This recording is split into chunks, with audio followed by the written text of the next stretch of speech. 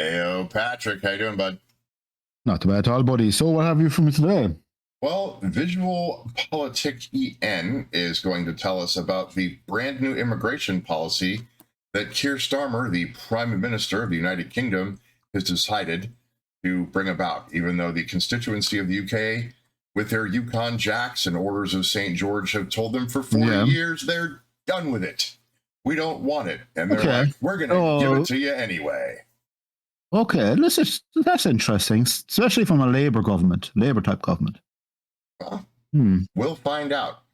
I'm thinking somebody shoved some AI in here and did some wild stuff, but we will I don't think so. No, I think the Labourers are scared of losing the next election badly.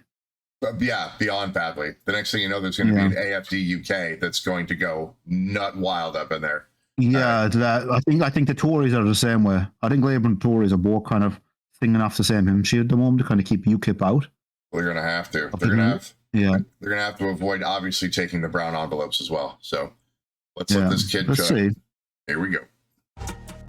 Let's be clear, the goal set by Downing Street is very specific. Fewer immigrants must come to the United Kingdom, and those who do arrive must integrate more easily into British society, and if they don't, they're out. This is basically the new direction of a reform that has come as quite a surprise. And just like the Denmark episode we did, right? Yeah, very much. I wonder. Yeah, they might actually be doing the Denmark model. It seems to work. Yeah, Frederickson's policies seem to function there. So, and they're fairly left leaning as well. But they're like, oh no, yeah, they were a Labour type government as well that brought this.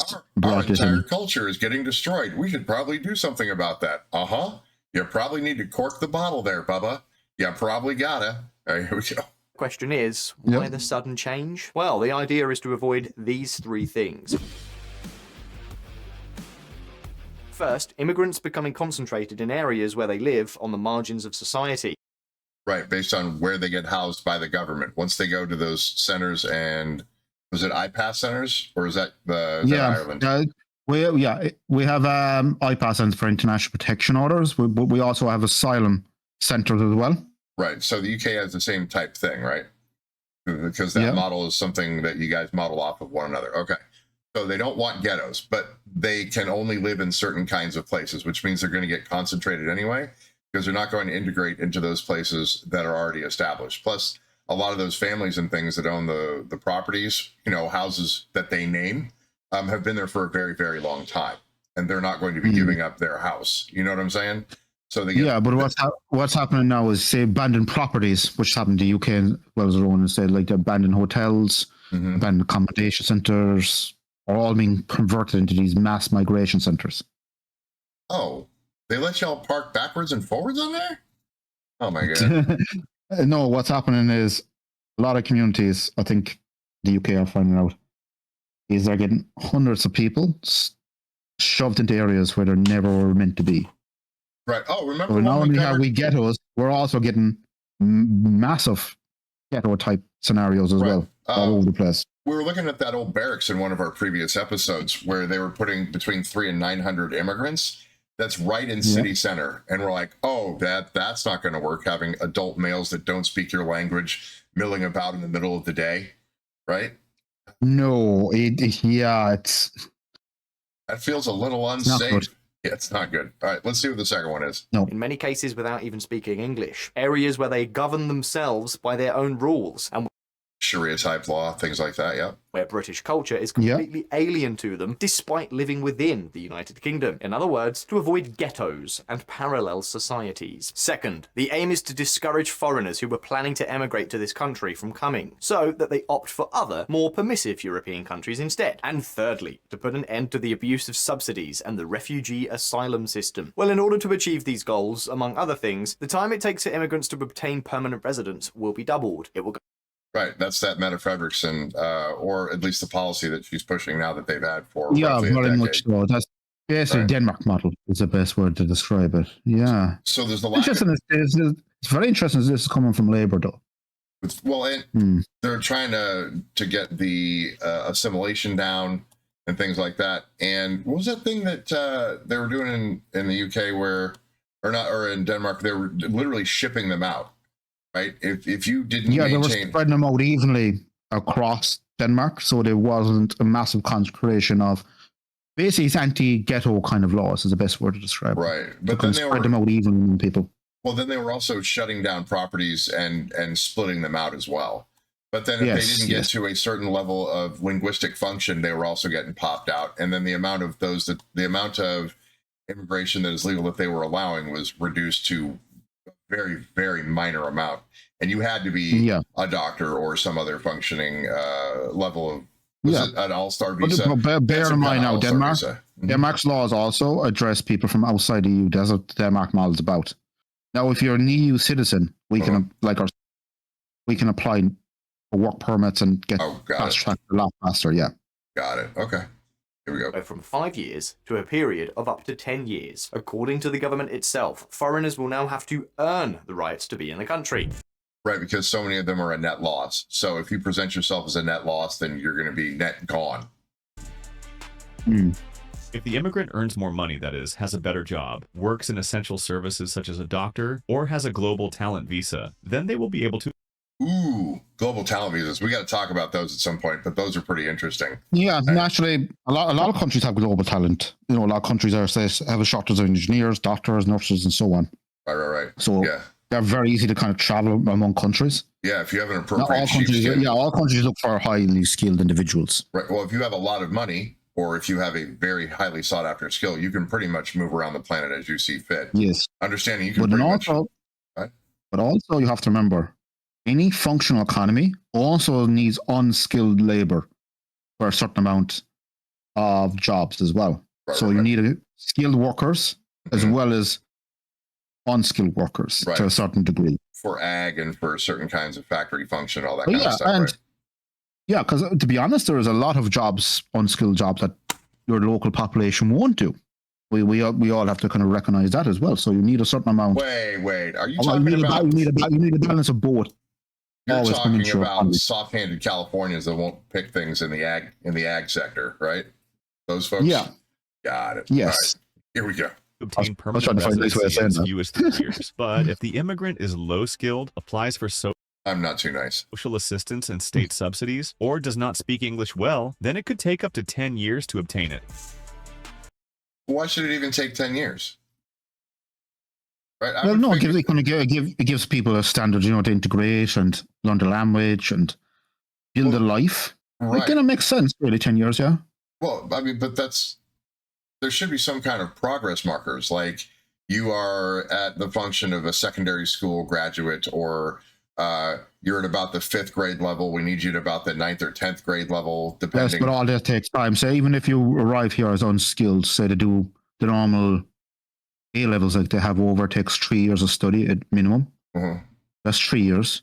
Then if they want 3rd level, that's another 4 years. That's 7 years over the 10, which is, it's doable. 10 years is pretty reasonable. There's a bit of leeway there for them. Right. As well. When do they take their OWLs?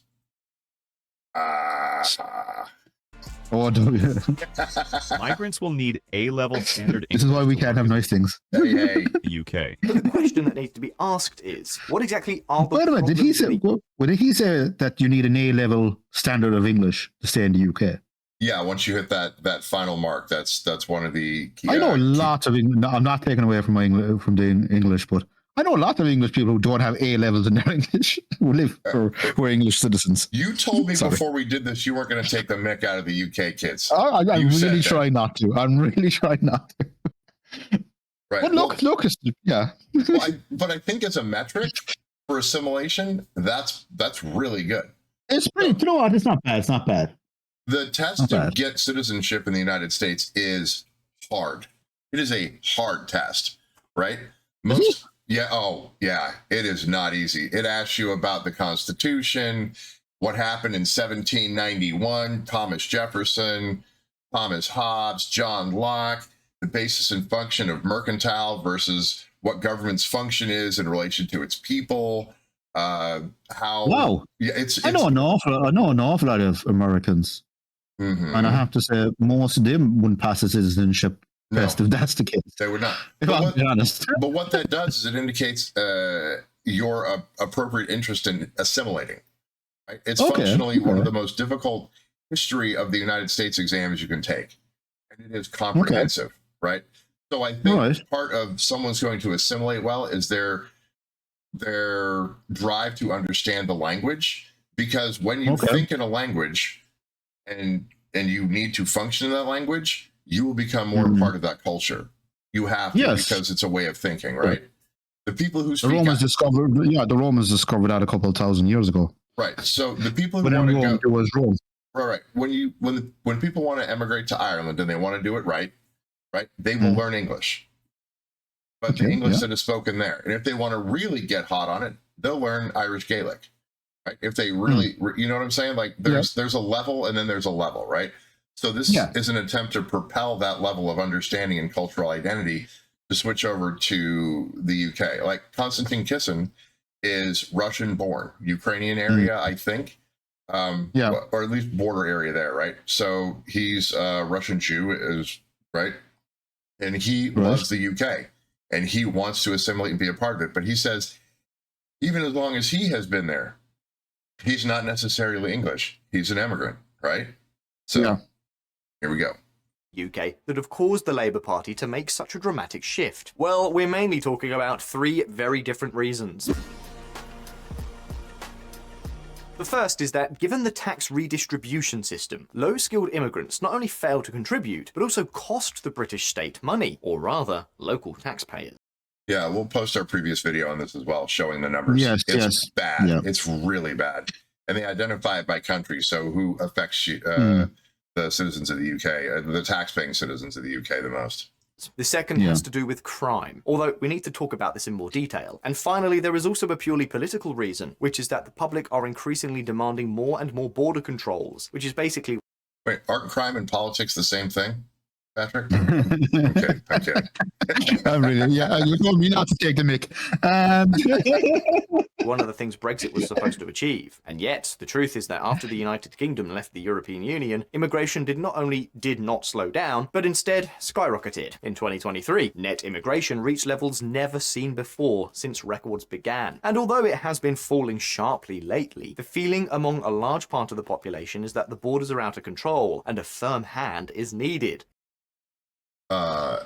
Isn't Britannia a set of islands? The UK is an island, the United Kingdom. So I would think an island border is fairly easy to control. It would be if there are other countries around you play ball. And I'm trying not to be sarcastic when it comes to the French, but they haven't a great history with the UK, is the best word I could describe it. Wasn't there 100 years more actually, the funny thing is most of the European Union do not have a great relationship with the United Kingdom. Correct. And that's kind of, during the Brexit negotiations, kind of sowed the seed of what was there. There was basically the UK has become the dumping ground of Europe in a lot of ways. So it's the California of yes, pretty much, except without the fine weather. Right. Oh, without man. the fine weather. Yeah, the UK is not. The problem with the UK is it hasn't made many friends in the last couple of decades. Yeah, pack for an English summer. Pack for an English summer. Here it comes, right? In fact, this has been precisely the breeding ground for the rise of Reform UK, Nigel Farage's party, which now leads the polls by a wide margin and could end up taking over the British government. Now, let's get to the heart of the matter. What on earth is going on with immigrants? Why is Starmer suddenly rushing to defend restrictive policies? Well, here's everything you need to know to understand why the UK no longer wants more immigrants. I think a politician's about to talk out of both sides of his mouth right here. Here we go. Pay attention. If you want to be here, earn your place. Take a look at this chart. What you are seeing on the screen is net immigration by origin on year terms. Non-EU is through. Yeah, now do you see from where Brexit was? Yeah. Yeah. I think what happened was once they left the European Union, they were basically a free country, which they wanted. But the European Union, it was going, you know what? We found a new dumping ground. Yeah, be careful what you wish for. Holy oh, well, Jesus. They got exactly what they wished for. And well, as and you could the see, initial part right here is the COVID section, right, where there wasn't a lot of movement globally at all. Yeah. But the minute the COVID restrictions around the EU got lifted, Boom. you could see it just take off. And in fairness now to the the UK government, they have wrote very angry letters to the European Union about this. Oh, and very strongly worded letters, and even had meetings about it. Meetings and letters. And the European Parliament and European EU members have taken their criticism on board. Huh. And kind of filed it under that we do not care what you say. Oh, we put it in the cylinder file. Got it. Right. Yeah, there. They filed it under that. Oh, that's very upsetting for you. Right. Put that right in the bin. Yeah. Thanks. Okay. Here we go.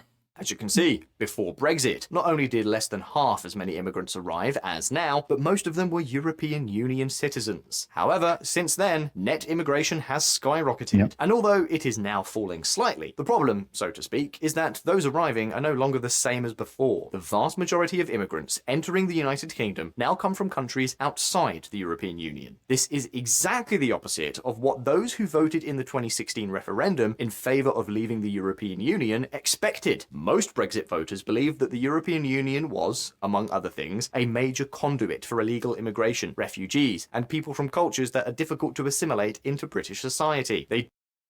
Well, I don't really like Brussels and that shell that is over. Now, bear in mind now, I remember the time Brexit was being voted in. And I remember Nigel Farage blamed the European Union for all their ills. Now they're turning around and realize, wait a minute, it wasn't the European Union causing them all these issues. Right. Now Nigel Farage is promising now, if we go strict on this, I have a feeling Nigel Farage is going to be the next Prime Minister. If all the opinion polls are to be believed, he's on track, himself and his party. Right. Now, what are they going to do? They have no trading partners. I think they're going to ship everyone off the island, which you can see happening a mile away. And who are they going to blame for their failing economy then? Keir Starmer and Labour or the Tories? Or they'll blame, or do what Trump does, is blame everything on Biden. Right. You know what I mean? I don't like the shell that has Brussels over the top, but at least with that shell, the UK's actions as far as immigration stuff were regulated. Because as a cohesive whole, but with the UK as a big fat hole in the middle of that, they can just dump people into there. And then the follow-on effect is that those that don't make it in the UK get sent to Northern Ireland, and then they come across the border into the Republic of Ireland. Right? Yes. So then, although the UK gets to be a dumping ground, Ireland gets an even worse deal than that because they get back into the EU. Now, bear in mind, our government at the moment in the Republic is also putting together similar type laws that are coming into basically our new model that they're talking about and putting together right now. Yeah, is going to be very similar to the Denmark model. Well, I remember it's going to be actually a bit more stricter than what even the UK is talking about bringing in right now. I remember we were talking to our producer, and he was hot on this one. I mean, he was missing some facts, but he was pretty spot on. He's like, look, you guys are just getting dumped on, and France and some of the other countries that are in the EU are just pushing everybody as far to the west as they can. Yeah, right? Everyone's kicking the can down the road because they're being kicked from Italy to France, to the UK, to us, and now we're dumping them back into the... The problem is these refugees are being passed around every country in the EU. And the buck has to stop somewhere. Right, but the problem with that is now as you spread them out, you have fighting age men who don't speak your language and don't want to assimilate culturally. Like, that's just a recipe for disaster. So. Yes, but the last thing you want, as I was saying to our producer, I said, what do you want us to do? Set up internment camps? You know, we don't want to go down that road either. Everyone is trying to tackle it in their own way. But at some point, it's going to be time to not be nice. Patrick Swayze in Roadhouse, right? There's going to be a time to not be nice. Like, there's going to be a heavy hand that has to be brought about. Yeah, and things don't get regulated quickly. Yeah, there's a heavy hand in Denmark, but they're also doing a legal, logical way, right? Which makes sense to people. The last thing you want to do is fellas in balaclavas throwing people in the back of the van and send them to South America. The black hats with the black ski masks. Nobody wants to go that far. Everyone wants to do is say the Denmark model where there's logical steps, and if people don't follow those logical steps, then they're right. put on a plane and sent home.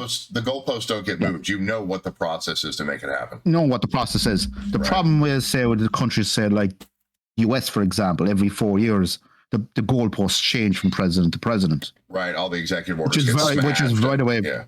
Yes, which is very unfair to the people. You're promised under one president this, you follow all the rules.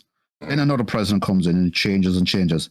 Where in the European Union, once most countries bring in a proper set of laws, it's usually fair on everyone. But the other side of that coin is there is a bureaucratic blob state in the United States that wants to secure their bureaucratic positions, and they're going to do everything they can to do that. So those people stick around for 15, 20, 30 years, and they run their processes and programs behind that whole thing. So the internal structure underneath it sometimes plays hell with whatever it is the executive branch is trying to do, regardless of the party that's in. So but I heard about draining the swamp and everything else. But once you drain the swamp, you put your own fucking heads in there. The swamp, you become the swamp. You know what I mean? So round and round they'll go. We're gonna have to cover some Mike Benn stuff, and we'll get into some of the background of the blob and what's going on with that. That way, our listeners can have a little bit better scope of the problem. It's just interesting to see the United States do that, though. They kick out everybody else and put their own talking heads in there and saying, "Oh, look, we drained the swamp." You're kind of going, "No, you just played musical chairs and put your own buddies in there." Right? Have you heard of a thing called the Purple Book?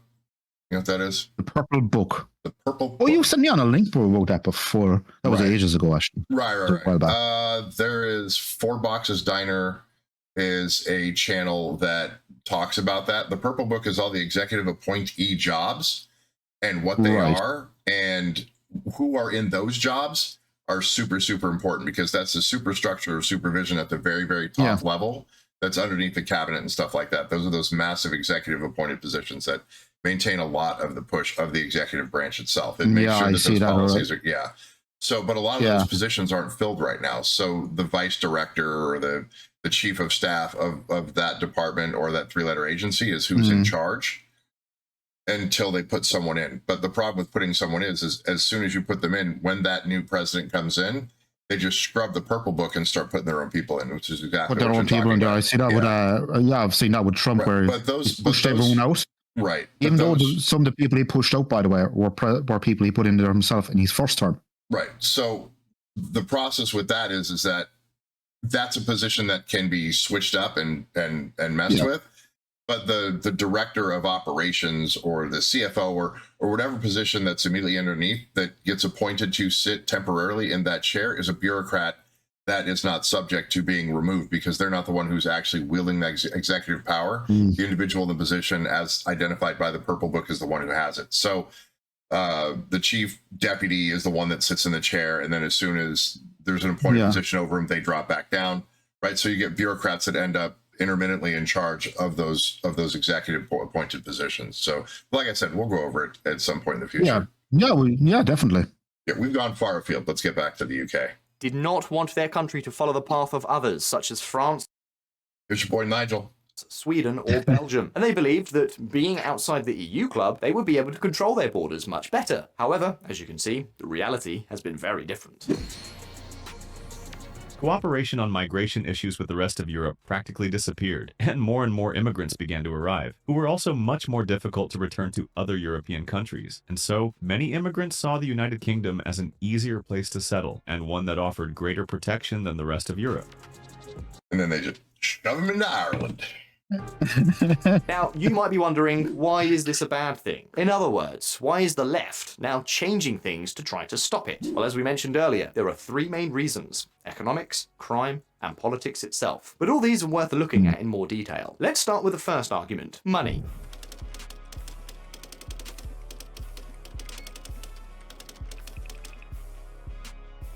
Yeah, net loss is bad. As you know, if there's one thing that characterizes Europe, it is its colossal welfare states. Systems that, in many countries, are under enormous pressure following the waves of migration over the last decade or two. Well, the point is that... Yeah, it's an invasion, functionally.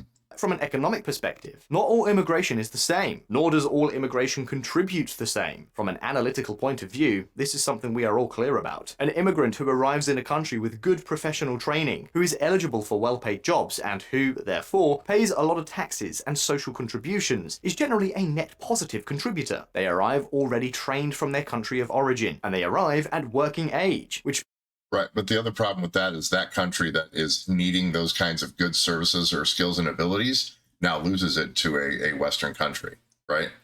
So it's a double loss. We get the bad people and the good people we do get don't.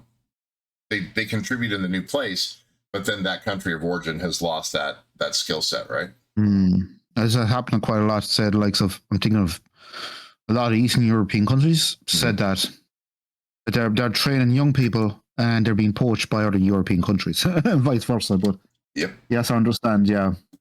Means that from the very first minute they are contributing taxes, for example, to the state coffers. The problem is that the immigrants who are not well educated and can only apply for low wage jobs, the opposite is true. The system of wealth redistribution.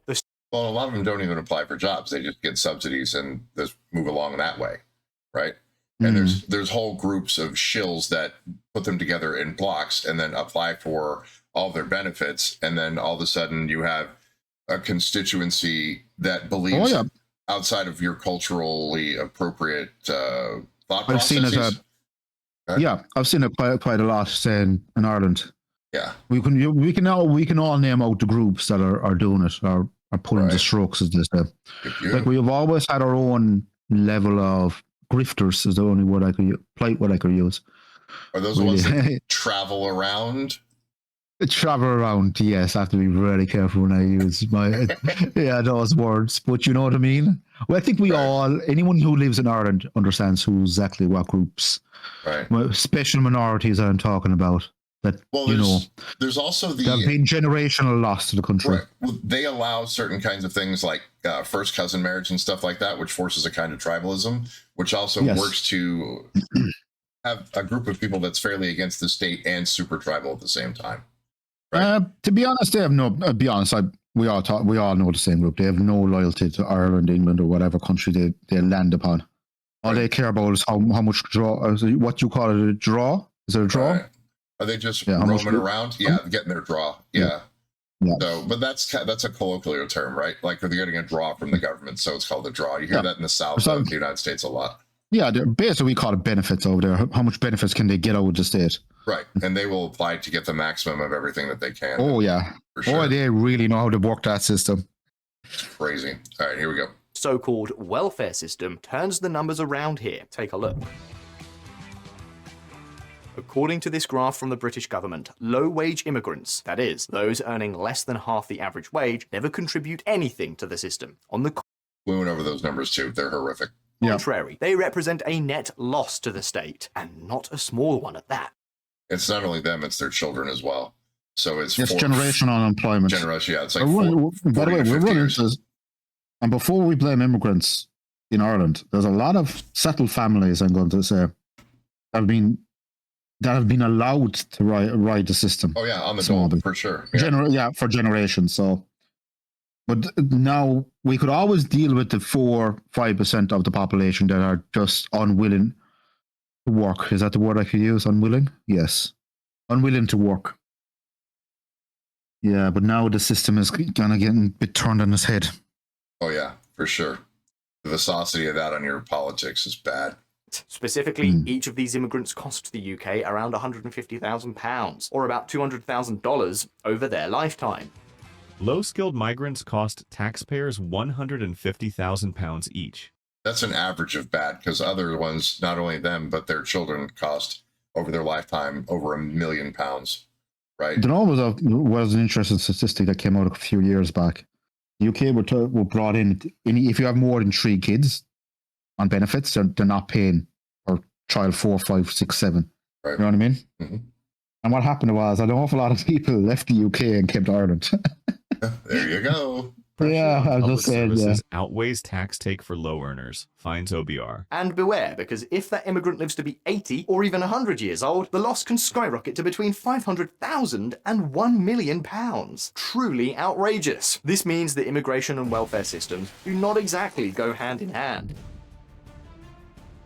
The problem is that immigrants with worse jobs on the one hand pay less tax and contribute less to Social Security. But at the same time, because they receive lower wages and are in a more vulnerable situation, they use up more state resources. And the problem is that in recent years, this type of immigration has been putting a lot of strain on both the accounts and the capacity of public services in many European countries. And clearly, given their lower income and greater social vulnerability, they have access to more social housing, they use public healthcare more, and Whoa, that fella had a gun. Yeah, and they do really use a lot of the housing and a lot of the assets. We by the way, we have armed police as well in Ireland. People don't need to realise that as well. We do actually have armed Gardaí, same as they have with guns. Metropolitan Police. Yeah, we actually have quite a few. More so, actually, they're talking about bringing up to 30% of the Garda are going to be armed now from now on. That'd be good. That'd be really good. private healthcare less. And the same is true for their children's education. As well as having more children, they have access to a lot more subsidies, and so on and so forth. The result? Well, you've seen the gap estimated by the British left-wing government itself. Not by any anti-immigration think tank or anything like that. And keep in mind, this is something that happens in almost every European country you look at, no matter which one we're talking about. It happens in the UK, and it happens in Sweden, France, Denmark, and Spain. The combination of flexible immigration and a welfare system is not straightforward. And then, of course, at the other end of the spectrum, there are immigrants who do earn the British average or more. In those cases, their net contribution is even greater than that of British citizens. So what does Right, the ones that are hardworking and want to assimilate are going to put forth more effort to be a part of that. And also, there are also people who save quite a lot as well. So they're also reducing, everything the bank needs is, people constantly saving, putting their money into the bank, so the bank can use that to loan out and so on, and keep the economy ticking over. Mm-hmm. And that which creates is higher trust which in the is very banking good, system. Jim. It creates higher trust in the banking system as well, which is positive. Yeah. That way in fairness now, most immigrants that I've met that are hardworking and professional, who came to Ireland, for instance, they save more than any Irish person I know. Right. Not just for a rainy day, but for their retirement and so on. Mm-hmm. They're really good at managing their money. Right. And the stronger the bank, the better loans they can give, the better products they can provide to local businesses and stuff like that. Yeah, but they do a very important thing as well, save for a rainy day, which is very important. Very, very important. Right. In the United States, there's a huge percentage of the population that can't handle a $1,000 problem if it comes up. $1,000 emergency is out of their reach. Some of them as low as $400, The only funny thing is, I used to watch a lot. I watched a lot of Dave Ramsey over the years. Mm-hmm.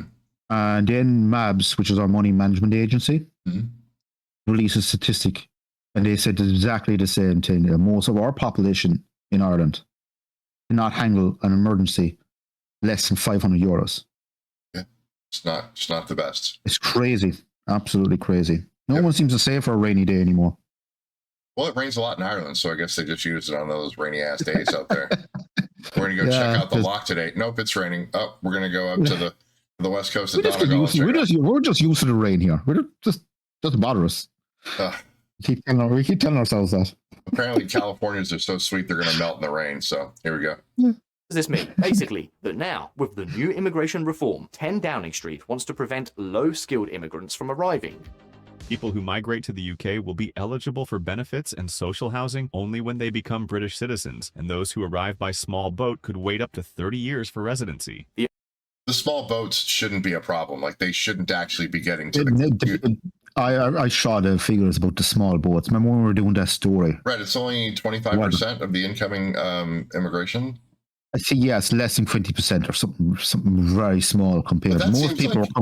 Most people were flying in, by the way, coming by plane. It just seems like pretty easy to regulate boats coming to an island. It is, and to be honest, I think it's been blown out. Those numbers have dropped, by the way, especially this year. Those numbers coming by small boat have literally dropped. Right. It makes a really good news story for the likes of Nigel Farage and his ilk. kind of show those pictures. But in the reality, most people are literally flying into the UK by plane from other countries. That's where The most of idea them are is coming that from. benefits and social housing should be for British citizens only. What? Well, hold on. Did he just say that assets in place for the British should be for the British? British citizens only, yeah. Wow. That's from Starmer's government, yeah.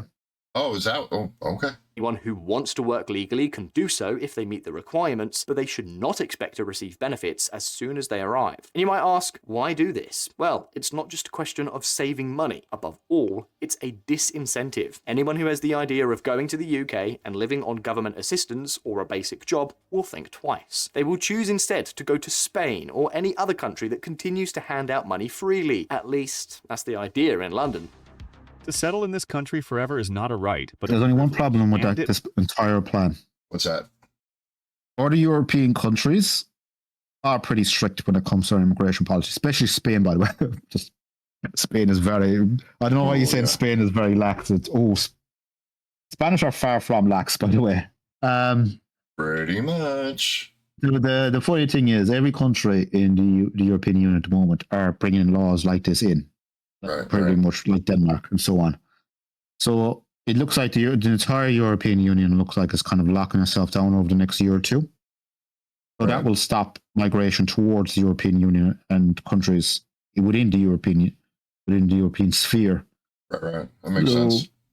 Yeah. Well, and as they all start cracking down, then they're going to have to go somewhere. And I totally understand. They have to go somewhere. And lucky Ireland. Look at the likes of Turkey, for instance. Right. Well, Turkey is oh, that is a can of worms that we can't get into. Can't get into. Oh, Turkey? Yeah. Oh, yeah. Well, I mean, we'll get into it. By the way, that'll be a whole 6-part series about the history of Turkey and their problems. Pretty much. You know what? That's actually a great idea. We should actually do that. Oh no! Ooh. From the Ottoman Empire to today. Yeah. Oh my God! Let's not bring up the Ottoman Empire. By the way, we're completely off track here. But the funny thing is, what happens with the United Kingdom is they're cracking down. So is the rest of the European Union. Most countries in the European Union crack down a bit as well. Right. All right, Patrick. That does it for Arc 1 on this video from Visual Politic EN. You got anything else? For... I think we could just wrap it up in this episode. I think it's a lot of interesting points were covered there. Right, but the last 6-7 minutes of this is way more dense, and there's a lot of interaction. I think we should go over. So we'll definitely make an Arc 2 on this one. I think that would be the best, so we can complete these thought processes as we go through. Yeah, so, and see, we did a whole episode where I didn't take the mic that much over the UK. You could have. I know you could have. You could have gone a little further. You could have gone to the hilt on that one. So, all right. Yeah. For Patrick McCallum, I am Alex Johansson. We are the A&P Gents. Ring the bell, do the things. We are out.